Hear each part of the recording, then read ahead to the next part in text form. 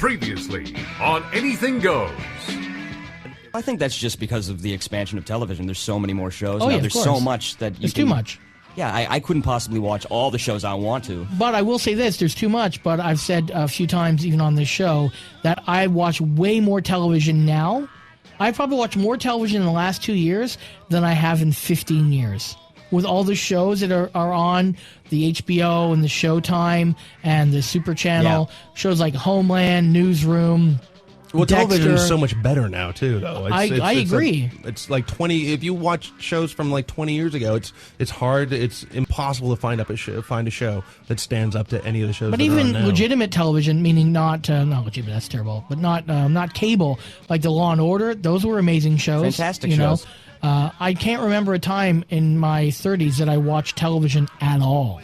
Well, that's what's going on with me now, because after Breaking Bad, I'm done. What's the next show you're going to pick up? I'm not gonna do one. Why? I want to live my life now. I want to go out and do things. Yeah. But I did do Dexter for the first few seasons, Right. Which was only good for the first one. Second one was wonky. Yeah, Third yeah. was shit. Yeah, Well, I the agree. third one, And then the John Lithgow Lithgow one? carried the fourth Oh, one. okay, He yeah. carried it. Yes, Okay. yes. I thought the fourth was good. I thought the one with Julia Stiles and the chicks in the barrels. I thought that was good. I saw a few No. episodes. Like, fuck this. No, I So thought that boring. one was good, and I thought, you know what, this show can end right here. The sociopath needs a girlfriend. Go fuck off. Oh well, come What a on, everybody boring- needs somebody out there. Come on, you're hurting Dave's feelings I when know. you say things like that. I just you have didn't- no chance. But it was just that like Do you one think John fight- Wayne Gacy had any friends? Yeah, they were all and buried. if he Picton had did, any friends? and if he did, there might be less people dead. That's all I'm trying to say. Well, yeah, And I if think you- his friends were for about 45 minutes, and then they were buried in the crawl space. Yeah. There were short relationships that I wish some of my relationships could be that long too. But I don't think You're cute, Julia. Why don't you come? And now, let's get to a new exciting show. Good evening, ladies and gentlemen. Are you ready for some laughs? Are you?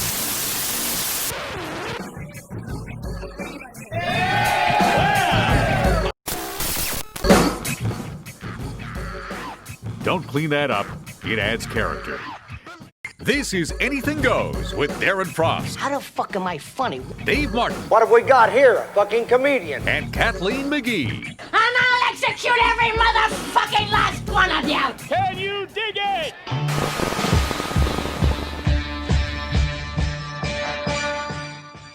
One, two, three.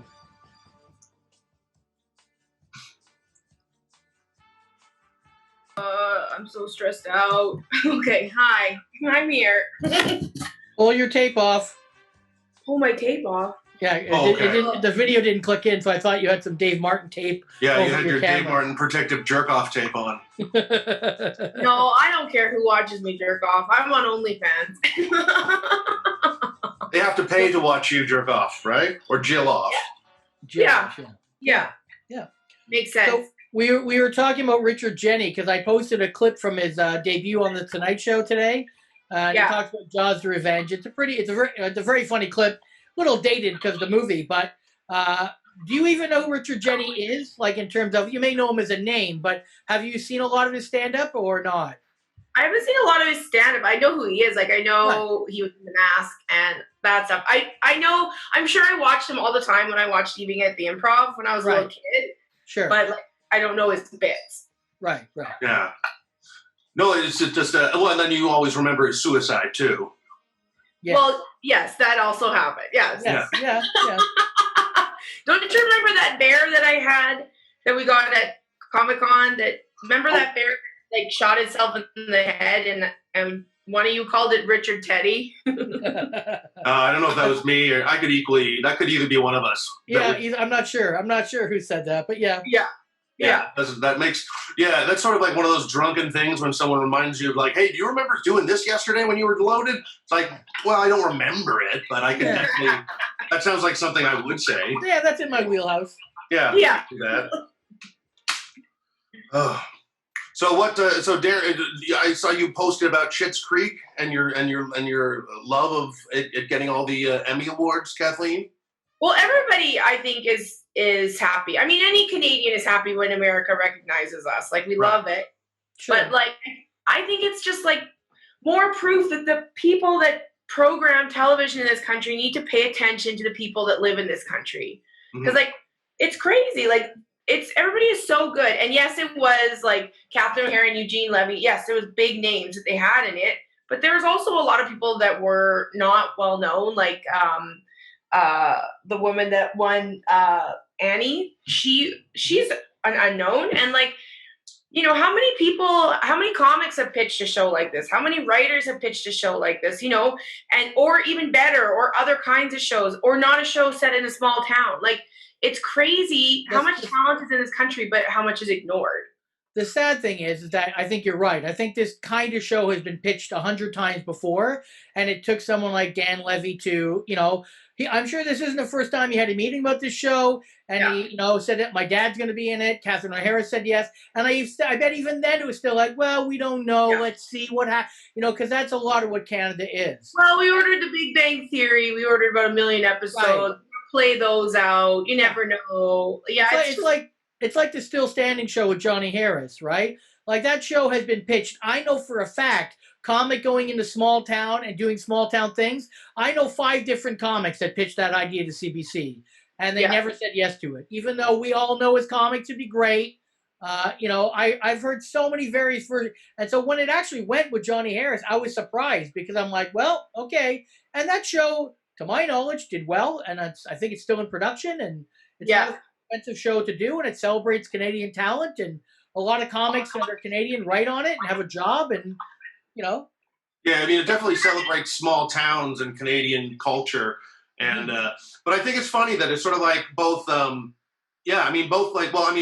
Schitt's Creek is sort of like a Beverly Hillbillies in reverse. You know, it's like, you know, the city people have to go to the country now, as opposed to the country people going into the city. But it's sort of like, I mean, I've heard like endorsements for Letterkenny. I mean, I was listening to a show earlier this morning on the Jim and Sam show. Louis Black was on, and he endorsed Letterkenny, Trailer Park Boys, and Schitt's Creek. Right. Which, you know, are all sort of similar shows that are done in these sort of very rural, I can't pronounce that word well. Right. Rural sort of area. But then there's like, there's elements in it that, you know, every Canadian can sort of relate to. And it's sort of like, it's the same sort of, I think it's a little bit different from the American sort of, you know, rural sort of comedy and American sort of, but it's like, I mean, America had a fascination with Bob and Doug McKenzie too when it happened. Right. Which. Well, every Canadian comedy almost has been set in a small town. Right. Like, I know that's what you were just saying, but like that seems to be the formula that they will accept. Mm-hmm. Well, yeah, you've got Corner Gas, you've got, you know, Mosquito Lake, which obviously wasn't successful, but it still was set in that kind of small town country bumpkin type thing. Right. And it's sort of like, and it's all the sort of the fish out of water. I mean, I think the Kids in the Hall, well, and Kim's Convenience and Tall Boys are both now set in the city. So, right. You know, I mean, we are making good shows too, but you know, it's. I think, you know, every time I see a sketch from, I don't watch it weekly because I just don't watch that much television. But every time I see a sketch reposted by Baron Vaughn, I laugh my fucking ass off. Like, some of those sketches are so funny, funnier than sketches I've seen on SNL. And I'm sure that show was not an easy show to get on and to stay on. And I'm sure they're still struggling to keep it on with the way things are. It's not on anymore. They canceled it.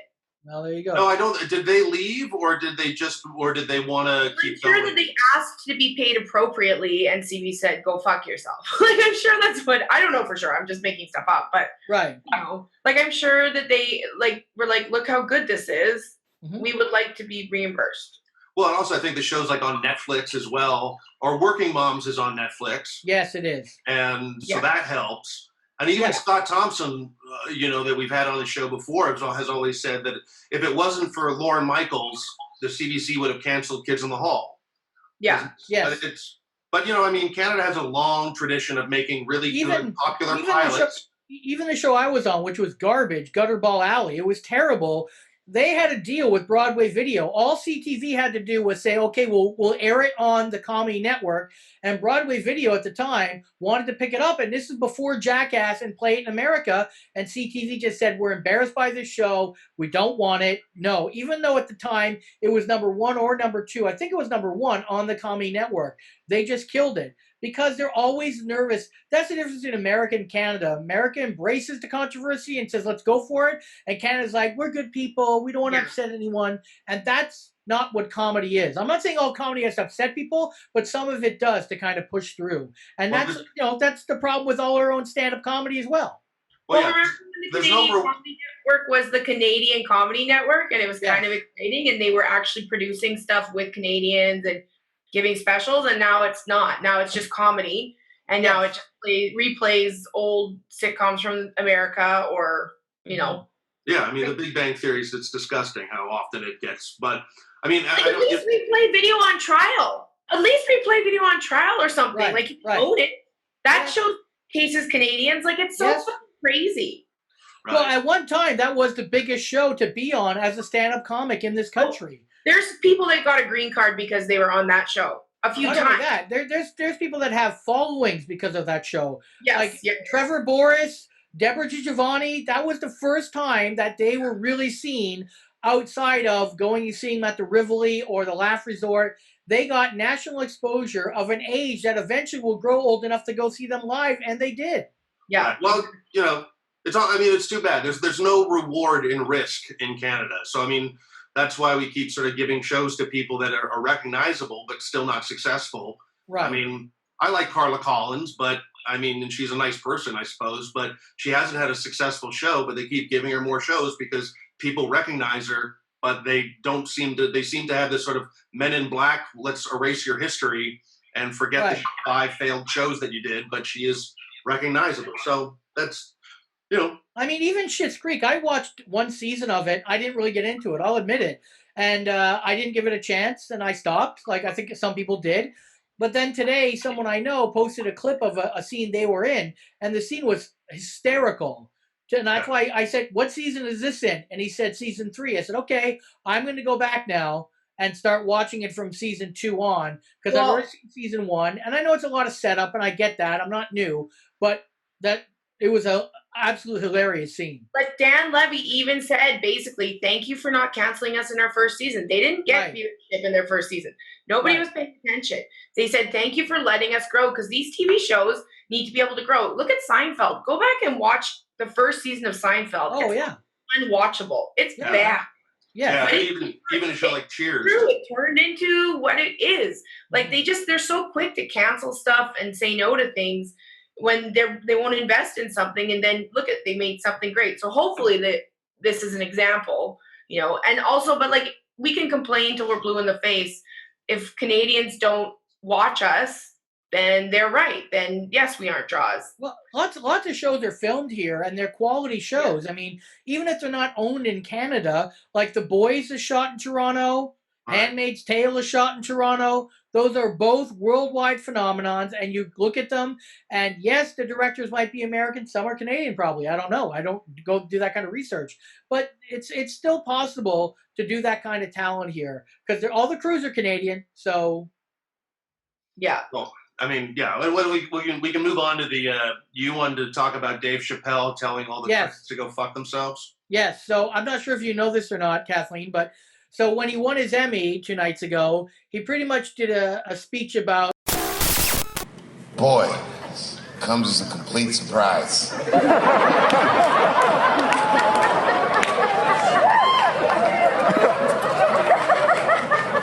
I mean, I read all the reviews, and they said so many terrible things. They were embarrassed for me. I had lost my way. It wasn't even worth watching. I hope all you critics learn from this. This is a teachable moment. Shut the fuck up forever.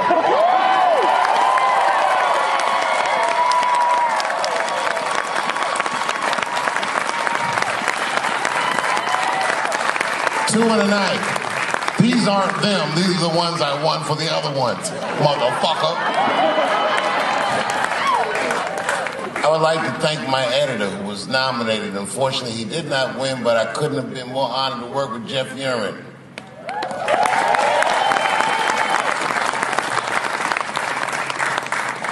Stan Lathan has been directing television since 1968.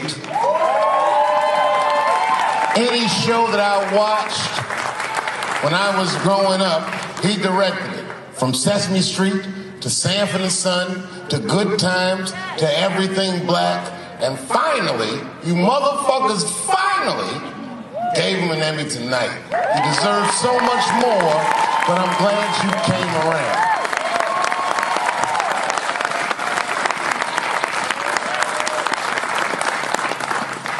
I'd like to shout out all the other nominees tonight. Tiffany Haddish and Patton Oswalt and Hannah Gatsby and Brother Mulaney. You guys are an inspiration to me, and I'm honored to be nominated with you. I'm sorry that you didn't win tonight, but who gives a fuck anyway? It's a special night because comedy gets to be itself. It's all we've ever wanted. I hope the war is over. We good? And as always, I'd love to thank my wife, Elaine.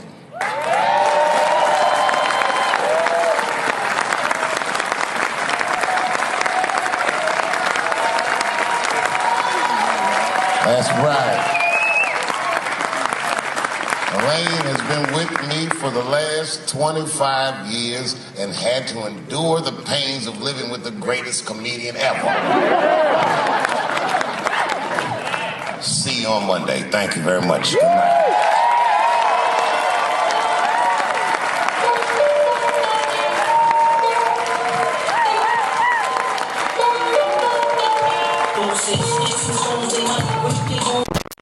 Yeah, he tells them basically that it wasn't critically acclaimed, but he still won an Emmy for it. So it's, Right. But I mean, it's always one of those weird things. I'm like, who's in the Academy or that voted that said that that yes, your special is good and went against the critics. But I think the critics were all trying to be overly woke and too sensitive to other people's feelings. Right. And didn't want to even express their own feelings. But I mean, critics are necessary for sure. But, Well, it's like I said. I mean, whenever we get critics are great when they say nice things about you, and they're motherfuckers when they say shitty things about you. That's generally that's like bookers. When they book you, they're great. When they don't, they're cunts. I mean, that's pretty standard entertainment. But I've had detractors and critics say bad things about me, which I can agree with because that's their opinion. And I'm like, yeah, maybe I am trollish and I yell and scream and say bad words too much and it's not enough for the funny. Exactly. Maybe you are. That's fine. Okay. But when they say things that are so far off the mark that it's like it's not an educated thing to say, or they're just trying to say something that's so out there it's not even worth arguing about, then I can call them on it. When it comes to Dave Chappelle, I don't know whether the critics were harsh enough or not harsh enough. But there's part of me is like, we all are like, fuck critics. But if they said nice things, you'd all be like, yeah, that critic's all right. Well, I mean, yeah, it's just one guy's opinion at the end of the day. But I mean, critics are the ones that push artists farther. I mean, if there weren't any critics, we would probably just be doing the same shit over and over again. So. But it used to be like people were appointed the critic. Now everybody appoints themselves as a critic. So it's hard to who do I listen to? But yeah, it is one of those weird things, though. It's sort of like, who do you want criticism from? Even when it comes to a movie or a comedy show, do you want some guy to have this big knowledge of comedy and where it came from, and he can reference like Richard Pryor and Joan Rivers and Phyllis Diller and Lenny Bruce, or do you want someone who's just like, oh, I like comedy. Here's my opinion about this. Right. Like, do you want the average Joe, or do you want some educated person about it? Right. It's sort of like. It's a weird give and take, but you're right. Everyone is like Kathleen said. Everyone can be a critic now with social media and Twitter. I like websites like Rotten Tomatoes because everybody can have their input, and then the majority, and then you almost every time it's what it does well there. It's a good movie almost every time. Right. But because that's hundreds of critics. Yeah. But Rotten Tomatoes was the one that had like all the critics gave it like 12%. And then the audience, and then when regular people got to vote on it, they gave it like 98%. Right. But I also think that's because critics have to watch their own ass now.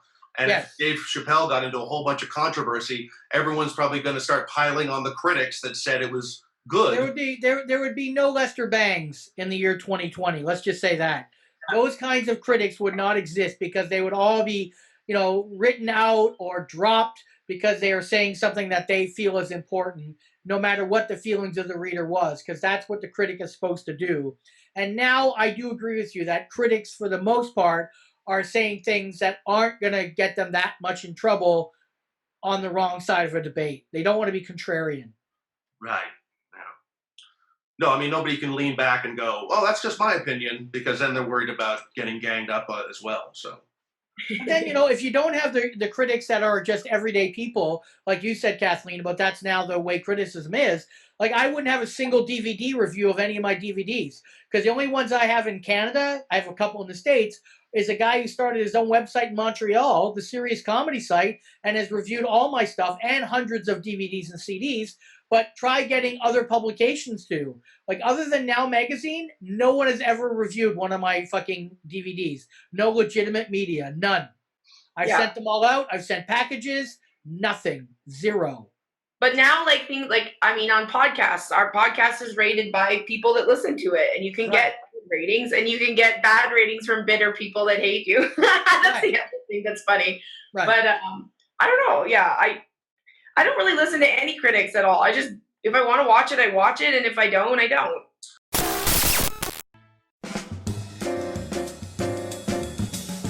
Hey, this is Gavin Crawford. You can follow me on Twitter at TVGavin. You're listening to Anything Goes with Darren Frost and Dave Martin on Sirius XM.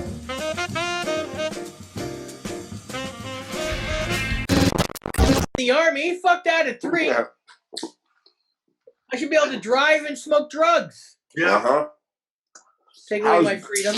All right, I'm almost done. Then we can talk. What do you guys do? Do you have a plan, or we just talk? Well, we're going to talk. I want to talk about what Chappelle said last night. I don't know if you saw the clip. No, I didn't. I want to bring up the fact that you shaved your asshole on the air. Yeah. Oh, okay. That too. So let's start there. And then we'll move to Chappelle. Oh, we're starting at the... Yeah, start with asshole. Okay. Always start with asshole. Yeah.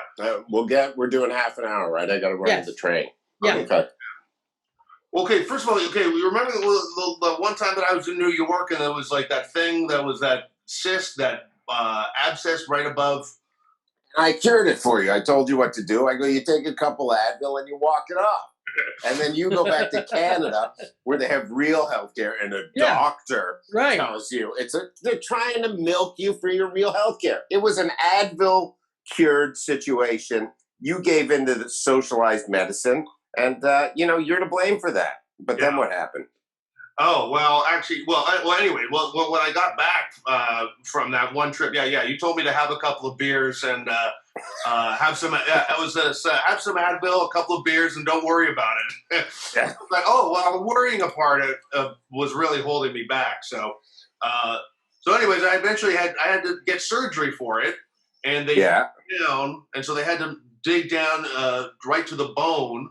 And make this hole right above the side. Like I had an asshole for about 8 weeks. Yeah. And so I just came back from the hospital today with my 2 bracelets. All right. And the doctor said, if there's any way that you could sort of shave your ass and shave your asshole, that would probably help if you got rid of some of that hair down there. Right. Mm-hmm. Which makes it more apparent that there's no benefit to having a hairy ass. Mm-mm. Oh, there is. Yeah, supposedly there is. What's the benefit?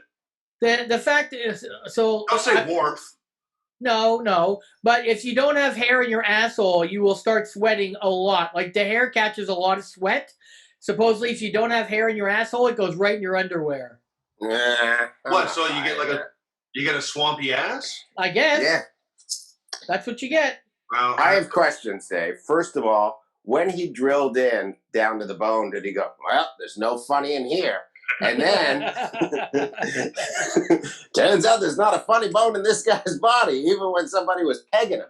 And then, did you really think about shaving your asshole? Today was the first day that he brought up you should shave your asshole. And then I asked him, well, how am I going to possibly do that? And then he kind of mimed it a little bit with himself. And it's like, you just take a razor back there. He's in a box first, Darren. Yeah. He's pulling a wall bomb. Doing a wall bomb. The rope pulling a razor over to him. Starts crying when he nicks his own asshole. I said, well, it's a razor, and I don't have eyes back there. How am I going to do that on my own? And then the nurse decided, well, you know that they have razor blades now with 3 razor blades, and it's like that still doesn't help me. And he was asking, like, do you have anyone that can assist you? And I was like, no, not really. There should be someone you pay to come over and do that for you, Dave. There probably is. Yeah. No, I'm sure there. Go to Chinatown. In Chinatown, you can get anything. I'm sure you could get them. They'll fucking shave your cock. They'll shave your asshole if you pay them. I don't want to go anywhere to get my asshole shaved. I want it to be an in-house. All right. I bet if you call a lady of the night, she would come over, like $120 one where you're like, I don't want anything kinky. Can you just shave my asshole? Yeah. I bet you could do that. I thought about when I went back on the road when I first got married, my wife was like, you can have someone eat your ass. That's not cheating. But it's like, how do you ask a hooker that? Like, look, I'm not in a weird shit. Could you just eat my ass? It's a deal I have with my wife. Yeah. That's a normal request. Yeah. Dave, you should have said, first of all, when you go, I don't have eyes back there. What if the doctor was like, well, good news. We can put a pair back there for you. Canadian healthcare. I shaved mine. Yeah, I had mine shaved last week. But you had someone do it for you, right? Yeah, my co-host, Gino Bisconti. It was like an ongoing bit for like a month where people would call in. They'd be like, hey, it's Jim from Florida. I want to talk about the COVID thing. And he'd be like, all right, great call. And right before they'd hang up, they go, when are you going to shave Aaron's ass? And then just hang up. And then we would do it where people would call and not even them. We would just be like, hey, it's Mark from Tennessee. When are you going to shave Aaron's ass? I just do that. So then it was my birthday, so I brought in clippers and Gino trimmed my ass a little bit. It wasn't like way up in there, but you could feel the tickling. And we did it because one day we were so bored, so all 4 of us, me, Garrett, Gino, and Steve, all go, who is the worst asshole? So we all opened our assholes and took pictures of them and then did a contest. And mine looked like I have the nicest ass. I have no hair on my ass. It looks really good and rounded because I do squats. But then it's like I opened it way up and it was just like this witch hazel depth. Yeah, black hole. And I didn't know. Everybody else barely opened there. So you just see a crack. Mine is like this big fucking brown balloon end and then just tons of, and I was like, oh, that's gross. So I thought it'd look better if I shave it. Now, some people say it's gay. I don't mind it. We do anal in my house, but my wife hasn't put anything in my ass, but she calls anal missionary for her. She just loves it. She goes, old boring missionary, where you pound me till I bleed, and then we use the sheets as fucking cum towels. And then after she goes to a foreign country, tries to help out. That's what she does. Yeah. Mm-hmm. Now, when you opened up your asshole, did it make that sound that a Mac computer makes when you turn it on? Like that? Like you're going into some, like you're opening up like Alibaba's tomb or something like that? Or the 90s internet. Or that 90s internet. There was a glistening sound at the end once they shaved it. The guys went bing. And also when I first opened it, someone goes, Shanty! And it turns out that's where she's hiding. That is where she's hiding. Yeah. Nice. She's actually on Cameo now. I saw that. I so badly wanted to share it and get the fan. And then I was like, it's an asshole move. It's like, she's gone for now. And it's like, just let her, if she's going to better herself, good. She's going to better herself. I don't want to fucking pile on. I have a limit now in my age where I like stop my assholeness. And I also know if you push that far, it's going to come back to you. Like, it's nice to see karma exist when, you see a really bad person, like a virtue signaling person like that, take a fall. You feel like there's justice in the world because people would call us bad people. Yeah. And you've learned this years ago. Dirty comics are usually the best people because they have the ability to exercise their demons on stage. Right. And then the rest of their life is, family guy fucking getting bossed around by your wife who's shorter than you. So that's really what it is. And it's good to see these people, these really bad people, and they are bad people, get taken down a notch. And I don't know if I saw him or her, I don't know what, but I don't know where it would be, but I just know that, they piled on a lot in an effort to stop what was, good comedy for the most part. And it was just an example of we're trying to carve a place for ourselves out by pushing these other people out. And I don't know how I got on this, but Shanty's up my ass. But I'm not a big fan of pylons either. There's been people I despise, and once the pylon starts, I'm actually almost defending them because I just don't want to be that far. I think I agree. There has to be some kind of like karma to a certain extent. Then it kind of almost jumps where the people doing that pylon is no better than the person doing the shitty thing. There's got to be a limit to it. And it's finding that limit, and I really don't get any benefit. Like, I'm not gonna lie, in my 20s, I fucking love seeing people fall that I thought were cunts. Now I don't really get that same kind of urge. I almost feel a certain, not sadness. I don't want to go that far, but I don't feel the same way about it. Mm-hmm. Yeah, I think it's also the people who are piling on. Yeah, eventually they'll turn on you. Yes, being like, why don't you let her get some help, or yes, why don't you just let her get some help? Give her a dick back. Now, speaking of that, so Chappelle won an Emmy last night for a special Sticks and Stones, and his speech pretty much, and I'm paraphrasing, he said, there's a lot of reviews from critics that said bad things about it. Now that I've won this, you guys can pretty much go fuck yourselves. What was the quote, Dave? Do you remember what he said? I think he said you can shut the fuck up. Shut the fuck up already, yeah. Shut the fuck up. Shut the fuck up forever. That's what he said. Yeah. And then he said, "Are we good?" And then that was it. He did this in front of a live audience. It was about a 3-minute acceptance speech, and that's what he said. And my attitude is, I get it when I've had bad reviews and you don't like it, but there is always going to be a critic.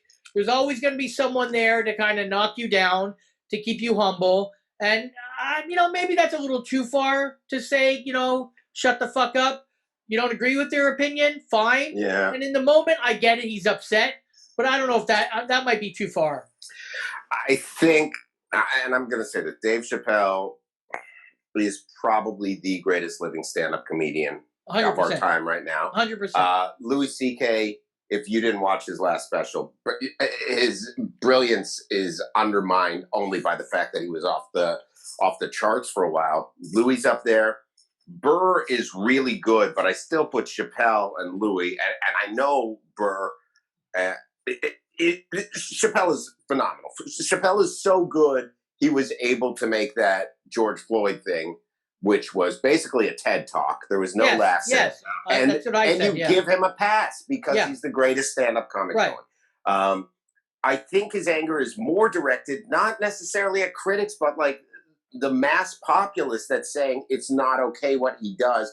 And I think he's one of the biggest defenders of what everybody in comedy does, which is like, if it's funny, you're allowed to do it. The funniest thing in that special was like, but this is how I feel inside. Yeah. And it's like so dumb, and it's like an 8th grader Asian accent, but it was so funny. And for people to go after him for that stuff, and I get it, I understand the climate. I'm dropping my trans joke that before COVID was annihilating, and it was my favorite joke, and now it's just, for some reason, it's not working. Right. And I'm just like, okay, I've tried it 30 times post-COVID. It's worked twice. I can't justify it. And it's just not working. And I always said, the audience determines what's right and what's wrong. In my mind, like, if they're not digging it, why am I still doing it? To be edgy? So it's like, Chappelle can say whatever the fuck he wants. I'm trying, Darren. He does like a summer camp now in his town. Yeah. And Cypher Sounds goes there a lot. Cypher usually opens for him. And I'm one of Cypher's favorite comics. And every time I see Cypher, he'll stand and watch me. And then I'll leave and I go, let me know which weekend I get to get on the plane with you. Because basically Chappelle sends a private jet to Teterboro. And then like 5 or 6 people get on, and you'll just fly on a private jet. It's like you, Louis, Chris Rock, all on this private jet. And I was like, just let me go one weekend. And it's just like, that'd be a dream come true. But Michelle Wolf is moving there, where Chappelle lives. Wow. Like to the town. Like she's, I guess, renting some big house there now. And he's like, yes, she's moving there. So it's amazing the shift in comedy that's happening in America is that the hubs aren't going to be the hubs anymore. There's going to be new hubs. Well, yeah, and I mean, the idea of bringing your audience to you now, not going and searching for your audience. I mean, that started 5 years ago, and I can just see that with COVID even happening more now, because obviously New York is. I mean, you live there, you see it more than we do, but we hear the reports of stores being closed and people wanting to move out, and it's not the same place anymore. How much that is true, I don't know. I don't live there. I mean, I talked to Mini Homes and a few other friends of mine that live there, and they're waiting it out to see what happens. I mean. What's it like for you? The shows, I mean, I'm still doing shows. I'm working, but they're outdoor shows. You can't do shows indoors unless they're illegal. I did a couple, but now it's like, it's going to be cold in 2 weeks. People aren't going to want to sit outside. So it's like, there was some secret shows that were happening 6 nights a week at a club that I can't name, and great club. You've been there when you guys visited. Right. And they were killer shows. It's like the only downfall is there's no roof. So the laughs, even if you're killing, they'll be like, they disperse quick. Yeah. But it's still like they were great lineups and really good to get back and get the rust off. But the city's a shithole, but it's always been a shithole. You never came to New York and you're like, this is glamorous. Oh, yeah. Yeah. And it's also getting this cool edge again where it's like, these shows are happening on rooftops and in storefronts, and it's like, oh, this is kind of cool. Like, tourists will come back for this kind of weird bohemian vibe. The rents are dropping. There's more violence. I carry a knife to work now. I never used to do that. So I carry a blade in my back pocket. I've only pulled it out once, where some guy went for my phone and then saw the knife and then walked away. But it's a shithole. It's always been. When this first happened, I talked to Ari. I go, why are we live? He's like, yeah, we live like fucking rats. Why don't we just move somewhere else? Like to Ohio and live in a big house. Dude, I talked to Nate Bargatze last night because I'm like, we don't know what we're doing. We're going to send my daughter to school tomorrow, and they wanted to wear a mask, and they're like, there's no refunds. So it's $10,000, and if we lock down again, there's no refunds. And I'm like, okay. So then my wife told me we're not going to do that. I'm such a cuck. And then I go, all right. I texted Nate Bargatze because he's really successful. He sells out theaters. He's a really good comic. And I go, how's Nashville? He goes, well, here's the list of comics that are moving here. Steve Byrne, a couple other guys. Well, and Theo then I Vaughn's look. Already there. Who? Theo Vaughn's already in there. Oh, really? I didn't know. Theo's hilarious, by the way. Underrated as hell. He's fucking funny. Well, and Joey Diaz is moving to New Jersey. Yeah, Joey's back in Jersey. Right. And then I look at the houses, and it's like property taxes on a mansion are $250 a month. Property taxes for a tiny house here, $1,200. So it's like I can buy almost $1 million home down there, and as opposed to a $600,000 home here. Right. And you're like, oh, and Nashville's nice, and it's like, look, the longer you live in America, you start to kind of value the freedoms that you want. And as crazy as people get when they're on the streets, like, open up our gyms, it does make sense to some people. And, when you move to these more quote unquote conservative places, you have that where they're not dictated by their government telling them you need to close down. And there's a dilemma, and there's a lot of civil problems. There's civil unrest in this country now that would otherwise be reserved for, banana republics years ago. That's how bad it is. And government feuds and people feud. And New York is kind of one of those hubs. It's not Portland yet, but there's a lot of shit here. They just declared today, like it's, they're going to probably start sending in troops because of the protests and stuff like that. So people are going to move, and we still think about it. I mean, daily. I'm like, okay, we got a nice setup here. I'm in Queens, but it's like, if there's another lockdown, I'm going south. I'm not moving near Jersey. I'll do Zoom shows. I'll go on the road in the states that have open stuff. I'm going to Arizona at the end of the month. So it's like, that's what I'll start doing. And anyways, a place like Nashville is a hub. You're going to fly anyways. Probably to anywhere that you're going to want to do a string of shows, you're going to have to fly. Or, just stay local to the Nashville area and bring the audience to you. I don't see that being any different than a year ago, the way comedy was going, out of comedy clubs and into your own venues. It's just even more so now. I mean, New York always seemed like the place that you'd be doing spots more than actual, like, like feature sets or headline sets. You know, it's sort of like, I mean, but it's sort of like, I think that's what I like about New York is the grittiness, and it's, you know, it's not like it's like the movie Taxi Driver anymore. I mean, it's cleaned up enough. But you don't really want it to be like Main Street USA at Disney World either. Like, so you kind of want that sort of that New York vibe. But also, I've been to Nashville. I was in Nashville 2 years ago, and it seemed like a really great city.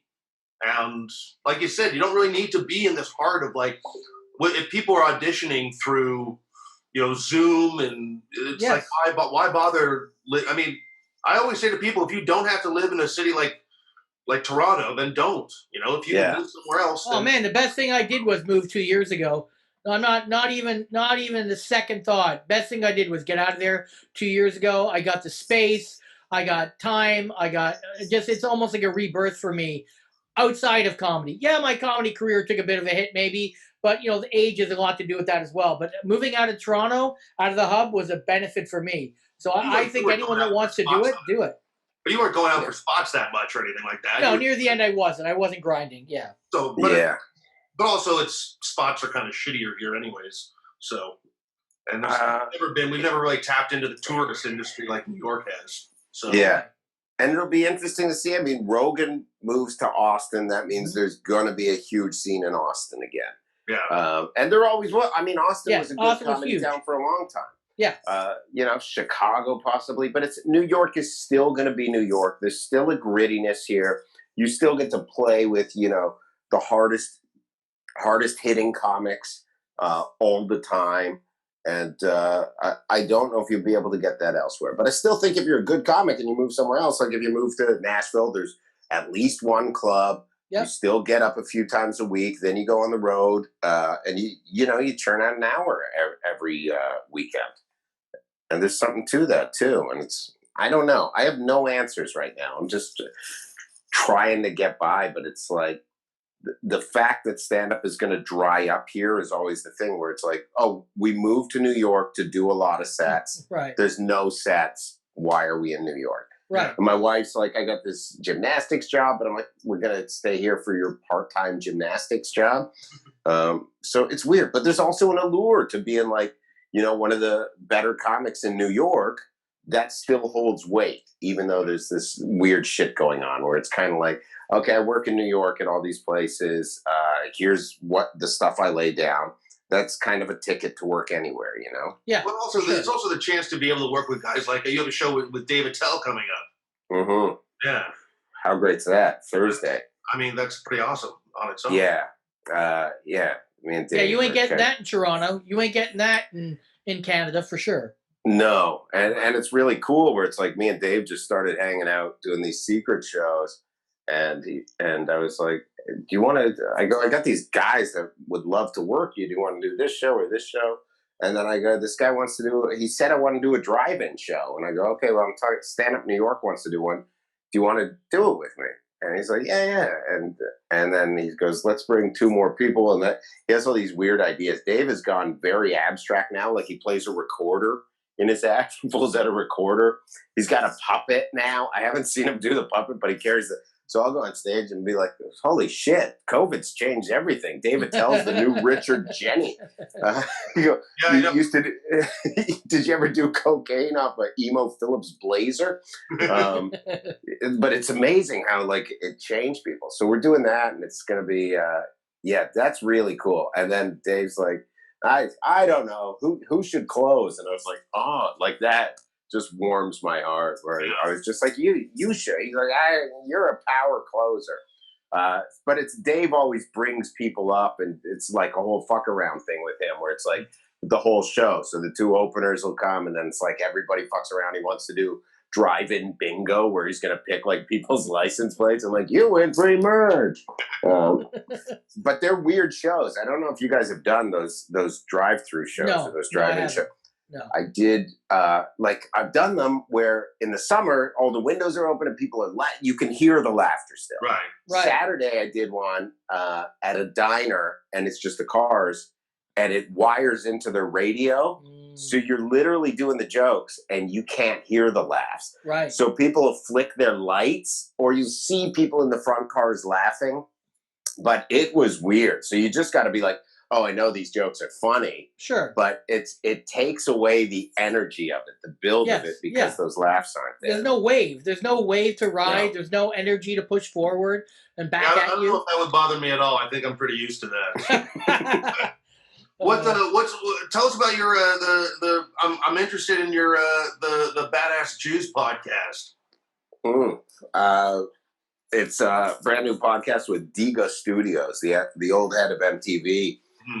And I guess they saw me do stand-up, and they're like, we want to get these Jews that are like outside of the box Jews, you know, like not lawyers and doctors. We want to get like these tough guys and these people that have put themselves into these really horrible situations. So we have the first one was Mark Levin, who directed a whole bunch of like gang movies. He was like, he's this older Jew, was shot at in a drive-by, directed a very controversial film that came out after 9/11. Then we have like Sue Bird. She's a WNBA player who is dating the soccer player that went like head to head with Trump last year. Remember the girl with the pink hair? Yeah, yeah. So it's really different and outside the box for me to talk to these people and find the similarities, but also to have like these, you know, teachable moments where you're talking to these very powerful feminists who you would think, you know, oh, I'm going to disagree with this one, but then you see that it's all about striving for greatness, and you see the similarities, and then you see how much harder it is for a woman to make this peak. You know, it's hard enough for a man to become great at something, but when a woman's coming up and there's all these notions of glass ceiling and wage gap and stuff, so there's really teachable moments for me in it, and I open myself up a great deal. But it's a really cool series. We've got first season just about done. There'll be 10. We've got Ralph Friedman, who was this Bronx cop with 11 confirmed kills, like this tatted up badass Jew. And now we've brought on a correspondent who does these historical segments. So there'll be at least one episode every week, and it's available wherever you get podcasts. And it's a really cool team, and it's cool to do. And it's like, you know, it's so well researched, and we dig into these people. We got Flawless, who's this jeweler to like Floyd Mayweather and 50 Cent and all these guys. And the crossover between the Jewish and the Black community is really intriguing. And you see it in hip hop, in jewelry, and there's so much similarity. And in this time where there's like, you know, so much anti-Semitism coming out of like quote unquote BLM people who are really just factions of that movement. It's cool to see. And it seems like a really positive thing and a really temporal thing to be doing too. Is it a relief to not talk to comedians? Like, cause it's just sort of like, you know, I mean, there's great things that, you know, you can talk to a comic from anywhere, and we all have similar things that we're all sort of like, you know, it's sort of like, I mean, I've listened to like, you know, just comics talking to other comics podcasts, you know, and it doesn't matter where they're from, but we all have similar things that we can all relate to. But I mean, I figured it must be like a bit of a relief to be able to talk to people that aren't comedians. Yeah, that's why I love talking to you. It's I saw that coming. That's why I stayed quiet. I saw that coming. That was 30 seconds ago in my head. I just had to wait for him to finish talking. Yeah, it is. And then it's there's not that pressure to be constantly funny, and you get to really dig, and you get to see, you know, how cool it is to really dig into what drives these people to do that stuff, you know? And it's interesting. We had a couple NFL players on. We're like, was it your goal? And the guy's like, I never wanted to be in the NFL. I just wanted to keep playing, get as good as I could get, and then play until I couldn't play anymore. So the drive of individuals, and to see the commonality of these people that really push themselves, you know? Is there any chance that you ever want to speak to Bill Goldberg? I'd love to. Because I always found it fascinating, like when he was at the peak of his like WCW wrestling run, and he'd be playing in the South, which is where WCW wrestling was really big. And so you'd have these stadiums of like these Southerners, which, you know, has a bit of a history of anti-Semitism, but they would be chanting the name Goldberg like, as he was coming to the ring. And it was, you know, he had a really impressive entrance, you know, he'd be coming out of the locker room, and he has like, hi, Dave, this is Goldberg. Stop talking about it. Listen here. Yeah. But he'd be, and he'd come to the ring surrounded by cops, And it was like that one moment. It's like, oh, look, these cops aren't here to protect Goldberg. These cops are here to protect the fans from Goldberg. And so he gets to the ring, and it was just, but these Southern hillbilly fans are just like, Goldberg, Goldberg. It was just, the irony there was always such a treat for me. It's amazing how when minorities are really good at something, people still rally around them. But it's like you look at LeBron, where people will be like, "Shut up and dribble." Yeah, right. It's weird how that transition occurred. You know, well, it's like that too with like Freddie Mercury and who is it from Judas Priest? Rob Halford. It's like those two guys. You know, you look at the old footage and you're like, how did we not know that Rob Halford was gay? In the, what was it, the Breaking the Law video where they're all like, is it, or there's some Judas Priest video that just screams, they're in like they're working out and he's singing studs and leather, but he was a good enough performer that no one seemed to give a shit that he was gay. Yeah, I remember in Breaking the Law, that video where it's just him at a rest stop blowing a dude and he keeps looking up, I'm breaking the law, breaking the law. No, I think that was Living After Midnight. I don't want to say anything, but after midnight, anything goes. But yeah. All right, Dave, we got to wrap it up because I know Aaron's got to go and we got a heart out here. So, all right. Thanks, guys. What a treat. I miss you both, and I hope to see you. I'm going to come up to Canada once I'm allowed to. Yeah, I want to get down there. And things are good at the Cumia Network. Everything's great. Compound Media. We're going back. We're doing a theater October 2nd and 3rd in Atlantic City.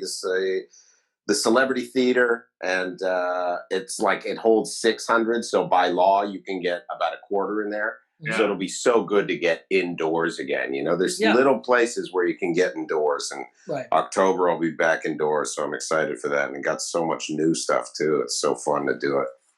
Yeah, well, I mean, there's a couple of clubs here where they have the plexiglass in front of the stage, and the way the lighting is, you just end up looking at your own reflection. Yeah, which is which is so. Yeah, I just did Ottawa, and you're looking at three of you just staring back at you the way the plexiglass is. The narcissism level of every comedian is sort of skyrockets, and you're just sort of like, listen, I love myself. Don't get me wrong, but I don't want. I just want to see what I look like killing myself from three different ways. Can I do this on stage?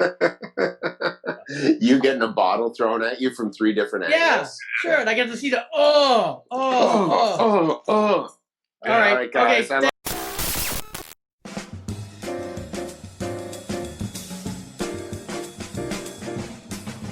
Should I go look for a piece of paper with it already written on it? Okay, I know it's not a lot to say, but yeah, we're good. We're good whenever you're ready to go. Hey, I'm Diana Francis, and you're listening to Anything Goes on Sirius FM.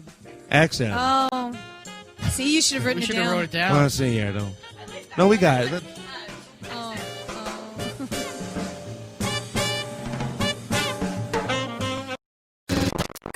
Yeah, but how much of like, what is a critic going to say for you to either stop what you're doing or change your style or your tone? Like, probably not much. You'd probably, anything that you got told is bad, you'd probably turn the crank up even farther on it. You know what I like to do? I like to watch something, then look at what the critics say to see if they match my opinion. So when I watched True Detective Season 1, it was amazing. Then I went and looked at all the reviews. They said it was amazing. Then I watched Season 2, and I thought it was a fucking dumpster fire. And then I went and read all the reviews, and they said it was a dumpster fire. That's the only way I use criticism for when I watch things. I generally don't look at them before I watch it. It's always after. Yeah, I sort of do the same thing. But I also think that you have to, if you're gonna look at what a critic says, make sure that you read it. I just remember there was that movie. Do you remember that movie Anaconda? That came out years ago. It was really terrible. Yeah. But I read a review of it, and the guy, if you just looked at it, it was like Anaconda, and the guy gave it 5 stars, but he loved it so much because it was so shitty. Right. So if you just looked at the 5 stars, you'd be like, yeah, I'm gonna go see this. Mm-hmm. But then if you read the review, you'd be like, okay, I got to prepare myself for. I love watching movies that have like 1-star reviews on Amazon Prime. I love a really good shitty movie. Like Titanic 2 is amazing. There's some other, like Amazon Prime has so many on there. They're so good. You just go look for 1-star rated movies and watch one. And some of them are painful and you can't watch them, but some of them are just so bad they're good. Or Did you say Titanic 2? Yes. Yes, Titanic too. Well, how was that possible? Oh, it's possible. They made another boat, another Titanic, and sailed it. Yeah. Yeah. Okay. Oh, it's good. Sean LeComber and I watched when we were in Vancouver doing House of Comedy, and it was like one of the best movies I've ever watched. Well, watch any of the trauma movies. They're not great movies, but they're funny and they're bad in a good way, like Toxic Avenger and all that stuff. It's great because it is kind of cheesy and schlocky. I know, but also there's always a moment too where you sort of like, did the director think that like this is his masterpiece, or like maybe there's always that moment too. But I've always said for any shit movie that's out there, there's someone and that's their favorite movie. So sure, yeah. There's like a documentary about the worst movie of all time, Troll 2 or whatever. Yeah. And it's awesome just hearing people say how much they love this shitty movie. Right. Yeah, but it's kind of like that Tommy Wiseau movie, The Room. You know, it's sort of like, I mean, everybody embraces it because it's so shitty and terrible. Oh, yeah. But I still think the maker of the movie hasn't clued in. No. He's just loving the fact that people love the movie. Of course. No matter what they're saying. Oh, yeah. So, all right. I got to go. Okay, well, next time, Kathleen, we have to have a big discussion about what's the difference between downloading porn and downloading movies and music. Because I don't download anything. I paid for stuff. Yeah, I know you do, but there's a huge downloading market, and there's all this and free sites out there. I don't necessarily. Okay. I mean, I like everyone to get their own money, but anyways, we'll talk about that next time. We'll talk about that next week. Okay, bye. And shaving assholes. Okay. All right. With it. All right. Bye. Kathleen. All right.